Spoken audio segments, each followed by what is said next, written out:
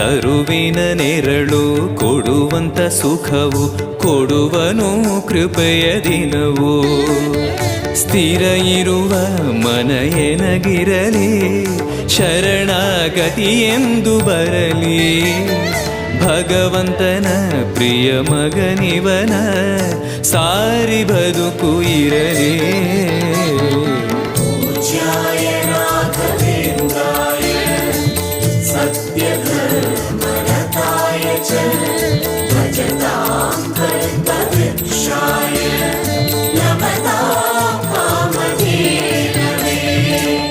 ಆಲಯವೆಂದರೆ ಮಂತ್ರಾಲಯವೇ ಬೇರೆ ನಾ ಅರಿಯಲಾರೆ.